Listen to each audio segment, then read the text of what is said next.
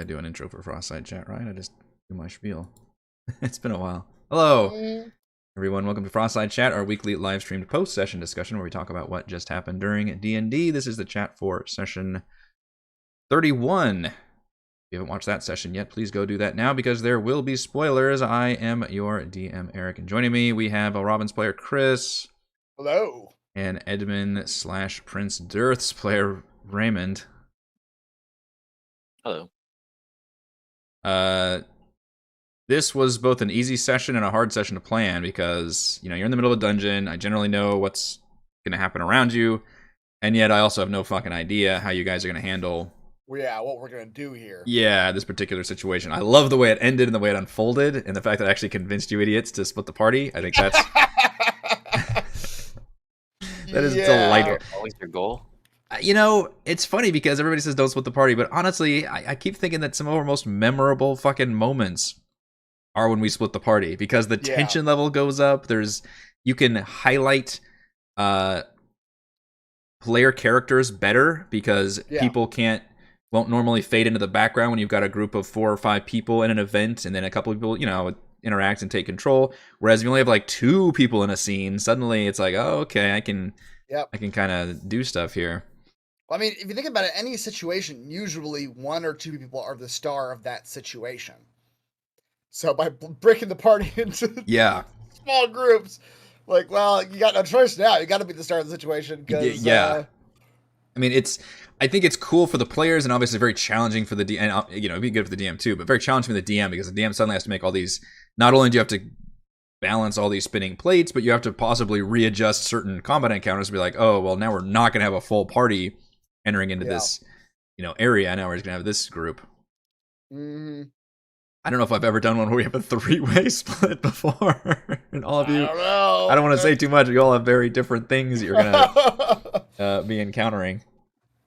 That is gonna be a hell of a crafting. Which, by the way, I'm doing 2 crafting streams, which has helped me a lot in terms of I don't feel panicked on Friday. Yeah, I just replaced one of my Let's Play on Monday with like, oh, you know, let's do another crafting stream. Which is probably very helpful. Like, you know, you need all the prep time you can get for these items, right? Yeah, so basically my prep time for this one was like, okay, either they charge in and fight, or they try to not fight and disengage, and which you guys didn't quite charge in, but you're like, all right, well, this fight's going to happen, so we're just going to sit here and let it happen, which is fine. And the motivation was, okay, I'm going to have the dragon getting released, essentially, as your motivation for like, oh, we got to get our butts in there and try to make it happen, which I think for the most part worked. The biggest shock on my end was how poorly I rolled for all those minions that came at you guys, because I was thinking, all right, you guys are really hurt. There's 1,000 Dwarger in here. There's no way I can just, you know, have you guys fight all these Dwarger. And I love the fact that, you know, obviously Raymond stepped up and role played and started the revolution and all that. We never would have gotten in there otherwise. No, right? And you know, I'm not even going to try to roll any of these rolls. I'm just like, all right, where it's the part of a video game where there's like background, invisible walls, and you see people fighting, and there's nothing. You know, please don't interact with them because they're not interactable, whatever. I'm just quickly montaging. Okay, some of them are dying, whatever. So I was like, all right, the way I rebalance this fight is we take. I think it was 4 Quaggoths, maybe, I don't remember how many there were actually, 3 or 4, and like 2 Dwerger to fight you guys. And I realized too late, I was like, oh, Zardarok actually can't even fight this very well for the first 2 rounds because they're doing a good job of staying in the temple, and I don't want him to come like rushing in. So you effectively kind of took him a little bit out of it. I think he used a few of his abilities, but he wasn't very effective. So instead I was relying on the minions right there, thinking, all right, well, hopefully they'll, you know, it'll be a little bit of a damage thing in there, and I couldn't fucking roll worth shit for whatever reason. These Quaggas don't do a lot of damage. You know, they have a +5 to hit, average damage of like 6, I think. Yeah. But they attack twice, and they've got like an average of 40 to 50 hit points. So they're supposed to just stay around and do all these little hits, but they weren't attacking worth crap. I mean, well, they weren't attacking with crap, and honestly, those kind of monsters are like the perfect enemy for a barbarian. Who just doesn't give a shit about tiny little hits. That's very true. She can eat those all day long. Yeah, and she was. The few times I actually hit her, she's like, okay, I take 3 damage. I take 2 damage. Like, yeah, you sure do. Just, we've seen this before, but she can just tank like a fucking champion. And you guys were doing awesome against them, like just obliterating them, and so it started scary because we couldn't hit anything our first like 3 rounds. That's true. That surprise round initially, I was like, okay, I gave you, because even then I was rebalancing it further to be like, okay, you guys are actually even going to get a surprise round here, even though they're aware of you guys in there, but they're not quite aware of the fact that you're all like, got your attacks lined up and everything else. And then we almost completely whiffed on the surprise round because I'm thinking, okay, this is going to get interesting now. And the Quaggas can have the climb speed, so they can get in there and all this cool shit. But yeah. I guess the main thing is I didn't have any cool, which I could have added some more interesting Dwerger stat blocks in there. It gets really challenging to run, though. I kind of appreciated these were all very easy minions, because there's just 1,000 fucking tokens in this room. If you start getting it, with battles this size, if you start getting into, like, status effects and complicated, like, this creature is affected by this creature is affected by that, it starts getting real unwieldy real quick. It does, yeah. So I appreciate that it stayed pretty simple. But on the other hand, all I could do was just basic little hits, and I just wasn't hitting with so many of them. So I feel like I was disappointed in the threat level of the fight, because this was supposed to be a little bit of kind of a marquee fight, really, of this area. Now, obviously, I'm going to get a chance to continue the boss fight, which is going to be interesting, to a context that you don't know what's happening in a different area. But this was a little disappointing just because I had rebalanced it to make it easier for you guys, and then the few things that I had just disappointed it on my end, where I'm like, oh, I did hardly any damage to them in this actual fight. And holy shit, it's so scary with that. I think you're right, the MVP basically went to the enlarge potions. I'd like to see how much damage that actually. I mean, honestly, both the ladies are doing a lot of damage anyway. Yeah, like even on without the potions, but but I'm sure they added up. Yeah, Jay even says if one of the spellcasters will consider swapping enlarge reduce next time they level up, just based on. Folks, I got 3 more potions left. I know that was. I got 6 of those motherfuckers. Yes, back in the day. So that was basically their reward. One of the rewards, I believe. You guys got a couple magic items from the whole Goodmead quest line. Yeah. Was the fact that they had made this kind of Dr. Jekyll stuff that just enlarges you with this potion. So essentially, he got like 6 potions of growth. Yeah. And you've been using them pretty effectively. You've been passing out to either Frey and or Celeste for a couple of fights. And boy, I guess I've never seen a protracted fight to where it like really added up in a meaningful way. Yeah. Where I was like, holy shit, yeah, every attack they just add a D4, and they've all got extra attack. And for the monk, she gets all those fucking extra unarmed strikes. And then when they crit, which they both did multiple times, like they can roll all that again. Yep. Yeah, exactly. God damn. How long are they enlarged for? That's a 8 hours. Question. Is there? No. Actually, no. It's gotta be an hour. It might be an hour, I think. Let's look at the actual spell. Enlarge reduce. Enlarge reduce, yeah. No, it's 1 minute. What? It's not 1 minute, is it? It says 1 minute, and it takes concentration if it was cast from a spell. Oh, wow. It's essentially 1 combat encounter. I swear I wrote... Well, who knows? Maybe it worked out. Oh, it's the potion itself. Oh, the potion says? I was supposed to roll. Potion of Growth says you have the spell on for 1d4 hours. Oh, wait, really? Yeah. Did I put that down? Well, that's just what a Potion of Growth does. Holy oh, okay. I guess that's where I copied it from. Yeah. That's crazy. That's much longer than the actual spell. Good God. 1d4 hours. Okay. That could potentially last them the rest of this. Well, I mean, if you guys never short rest, you could, even if it's only an hour, I mean, that could last the rest of the dungeon. Yep. Wowzers. Yeah, because otherwise the actual spell, it's only 2nd level, but it costs concentration, and it lasts up to a minute. Okay. Although, using the same spell, you can also try to cast it on an enemy to reduce their size. Right. But I don't see that's worth it. You just reduce their weapon by 1d4. Right. The action economy doesn't really... No, it really doesn't. There's better debuffs out there. Yeah, potion is way better than the spell.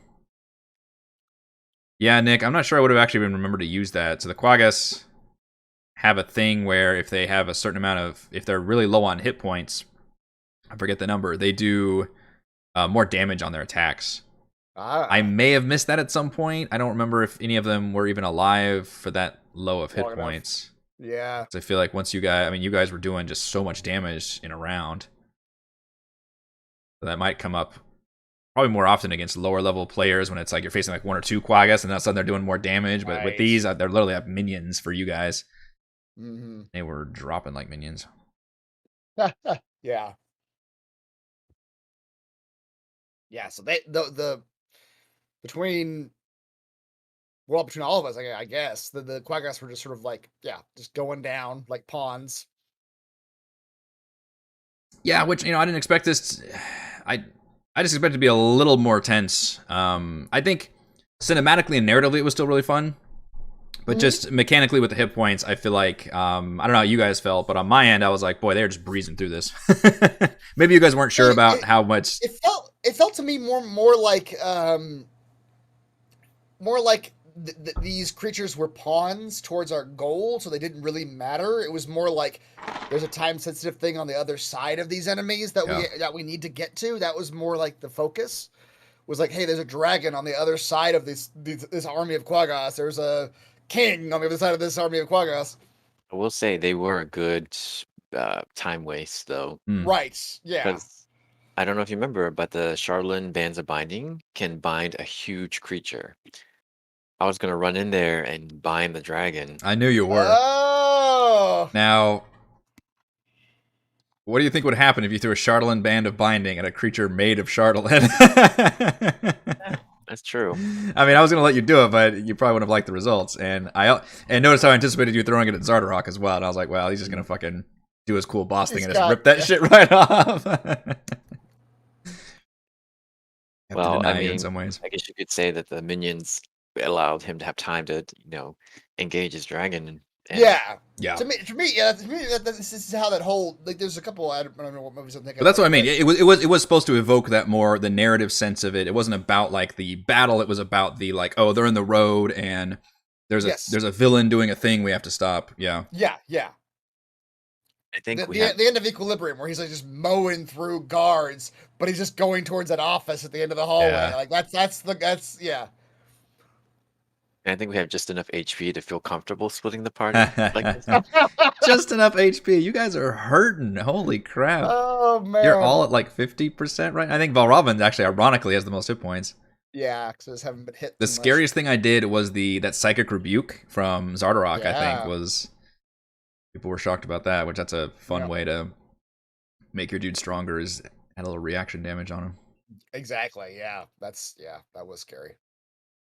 Especially for the barbarian who took no damage for the whole time and then suddenly 17. And barbarians are resistant to all that regular weapon damage, but you start adding like elemental and psychic, and then the barbarian starts getting real worried. Yep. And yes, haste is nasty. I mean, haste is just, for those of you that watched my Solasta playthrough, which is a 5e video game, my entire strategy for the second half of that game was just, I'm going to haste the paladin and win this fight, because the paladin can just fucking go to town with insane damage, spend, all of her shit on divine smites, and it's just fucking disgusting. Like, that was my one spellcaster's job, was to keep up concentration on haste, and yeah, the paladin would just wreck everything. Haste is just the best 5e buff spell. It's so good. It's so fucking good.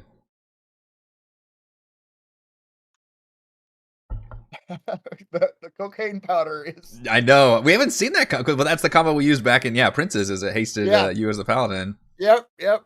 It was super effective then. But honestly, this was a good showing for the Potion of Growth, I think, which is such an innocuous like buff. You think like, oh, I get slightly bigger and I do an extra D4 damage. Like that doesn't seem. When you're attacking once per turn, it really is. It doesn't seem that important. But it scales. I was thinking about the monk initially. I was like, well, monks attack multiple. Like, she does minimum 3 attacks unless she's using her bonus action on something else. But I was like, well, that could add up. Yeah. And then the Frey started attacking twice, so I was like, oh, okay, maybe this actually will get some leverage. Yeah. Yeah, the music volume thing. So initially, I think there was a bug at some point, and this is just hadn't messed with music. Like, they must have just done this on Friday, because did I not do music on crafting? Yeah, I didn't. I don't remember. You know what? I wonder if the crafting volume's too loud, because I probably didn't have my headphones on for the crafting music. I just play it, so maybe it was just super fucking loud.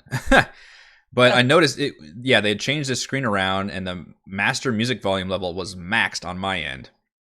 Now, maybe I didn't have it that way before, so I quickly went in there and turned that down. But then whenever we played, I think the battle music, and then again the outro music, it was super maxed out loud again. But the bar wasn't loud; it was just the volume was loud. And then like I clicked on the bar, and it's like, oh, I remembered to be quiet again. So I don't. Okay. That seemed like there was a bug in there somewhere. Yeah, it didn't remember the setting or something. That yeah. So that's. I mean, it seems like it's pretty good with the way it's got these little drop down bars and everything. It's a lot more organized, but maybe there's some kinks to work out. So I apologize about the music volume. That was something I was caught off guard by, frantically adjusting volume controls. Not mean to blast everyone's ears.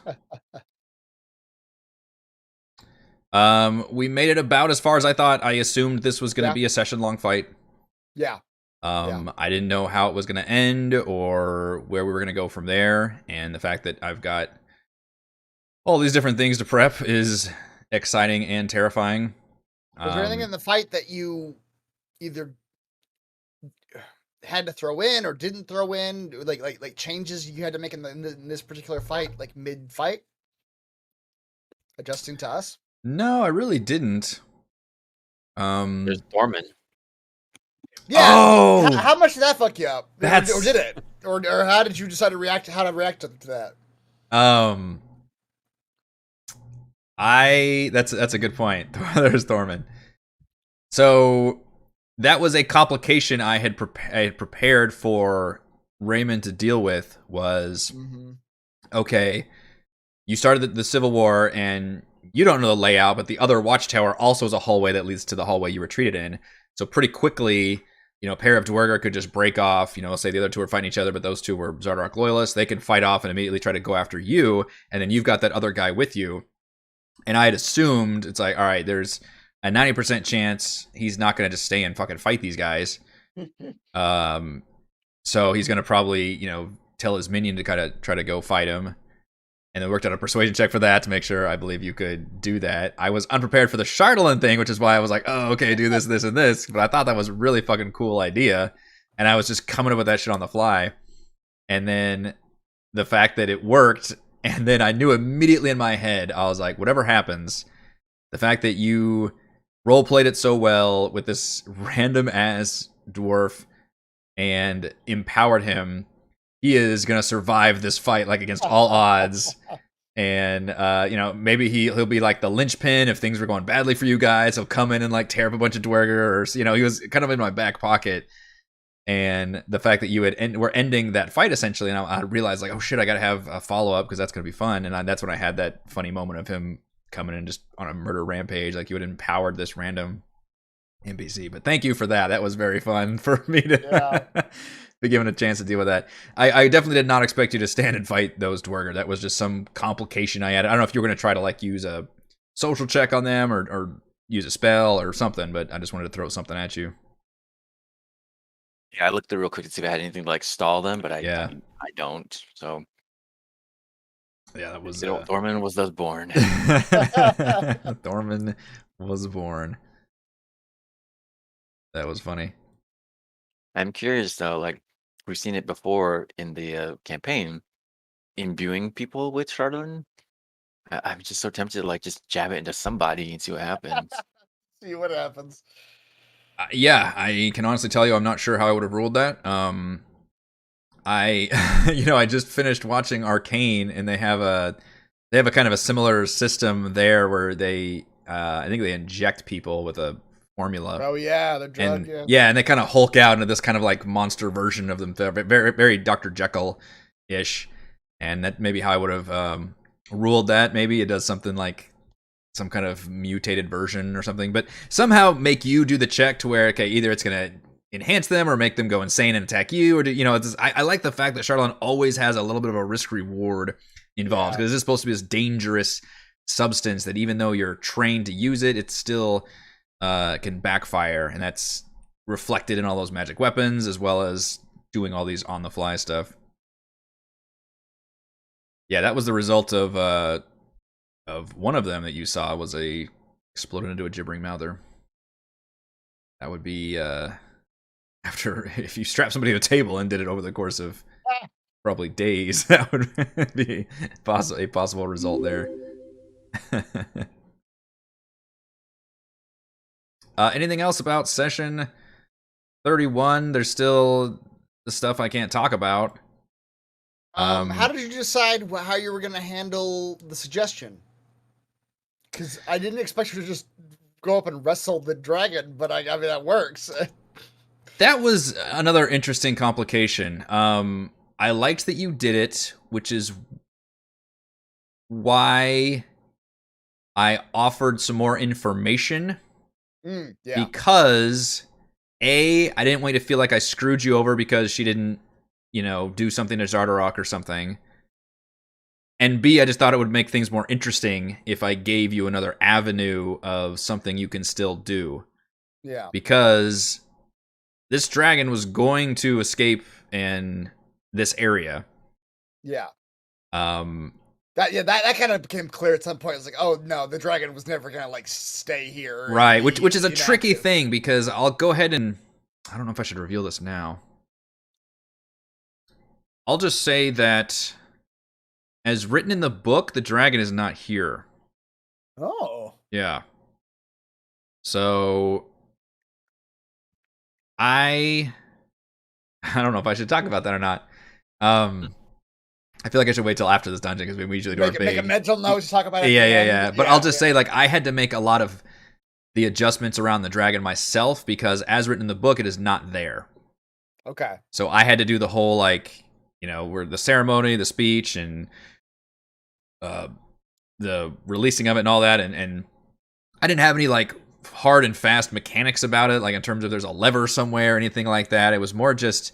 And you're not even quite sure what the situation was, but there basically nothing you really could have done to stop this thing from taking off. It was meant to just be this cool moment that it basically takes off, which is obviously a whole nother complication you can deal with. But I did offer the avenue that, hey, you can slow it down effectively by going up to the roof and doing all that, which I just thought, there's no reason. Suggestion doesn't give you mind control.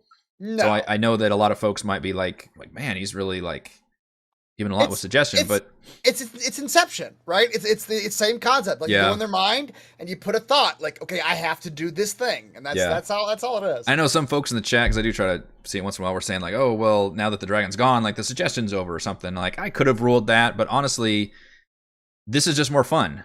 In the end, this is a way more fun to rule it. Is that oh, she tried to grab which would have slowed it down for another, round or something and made things more interesting. It might have made things more dangerous if that dragon fucking Zardarok does something, be like, hey, go. Right. Have the dragon go ham on him. I would argue that even if you had done that, the way the spell is worded, if Valravn had provided her another, option for stopping for continuing the suggestion is still in effect. So if she has, in her head, if it's an Inception thing. Yeah.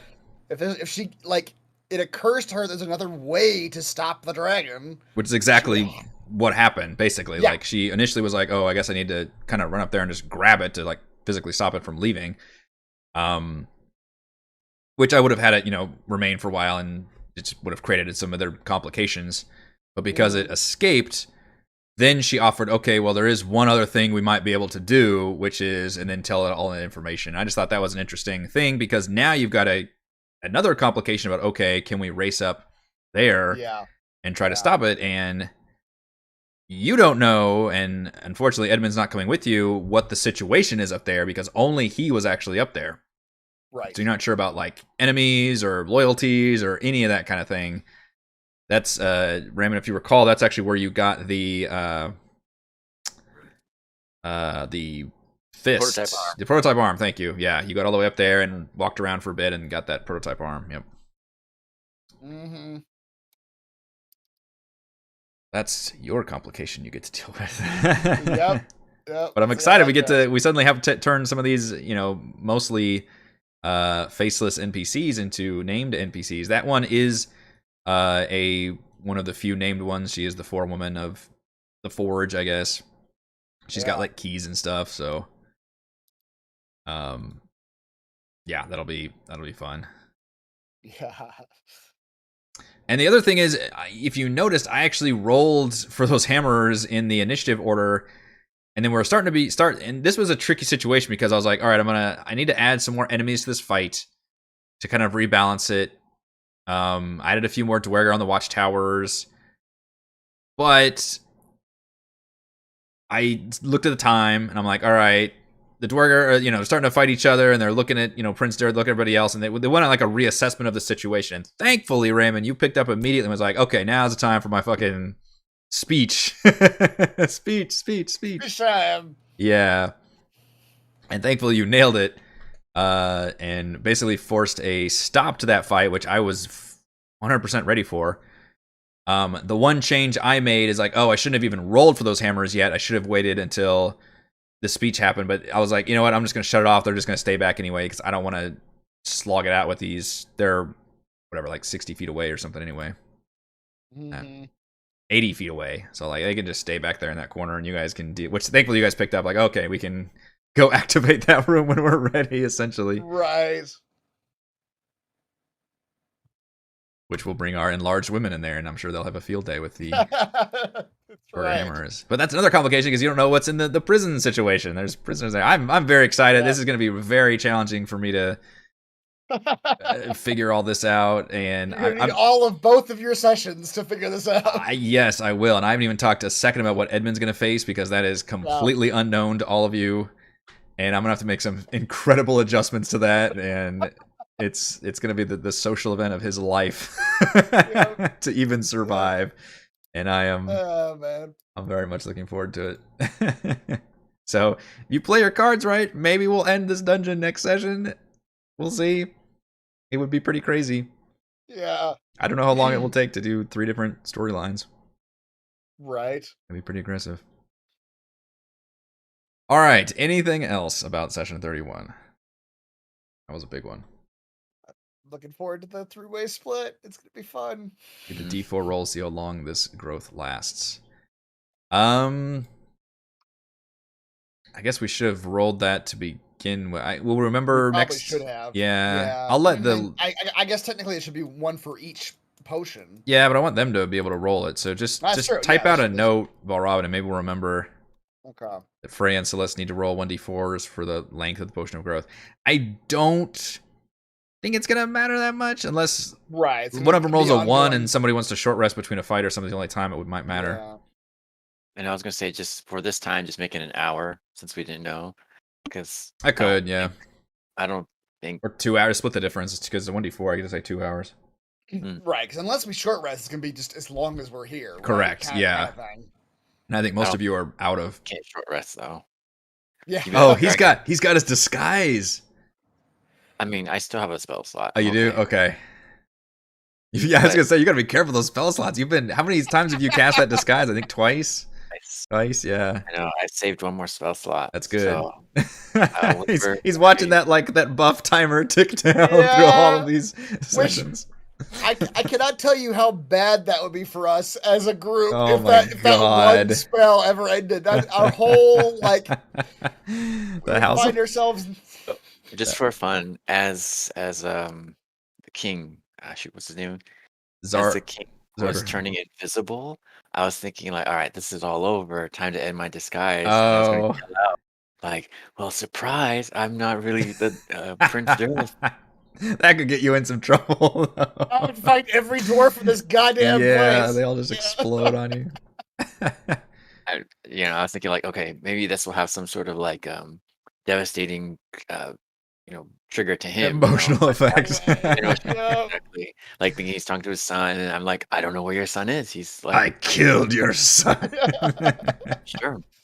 I mean, even though they're butting heads or whatever, I'm sure. I mean, that could be an amazing moment, but like Chris says, that if you're around any of the Dwerger, that could be a shock. You don't think they would be necessarily receptive to that? Yeah, that's funny. All right, I think. Oh yeah, no, I was saying that we got a dragon banging on the doors, and then we've got an invisible king running around somewhere. I don't really think there's time for a short rest. That's true. Right. Yeah, exactly. That's one thing. So basically, they're going to be growth. They're going to be growth for the entire time. Correct. Yeah, What's funny is you guys made it so effectively through a stealth. I believe in the first session, pretty much stealth and socialed your way through the first like level of the dungeon, and then I think the second one for the most part too is that was basically going down here, then doing the mind flare and setting all that up, and then the other 2 sessions have been like, oh shit, we're under the gun, time limit's going, we're fighting. Like it's been a pretty nice trajectory for that. Yeah. And now it's just hitting like this crazy climax that I'm very looking forward to. I think that will do it for this week's Frostside chat. Thank you to Chris and Raymond. I'm Eric. Thank you to all the wonderful fans for watching, and we will see you next week. Bye. Bye. With more consistent volume on the music. We always sound great.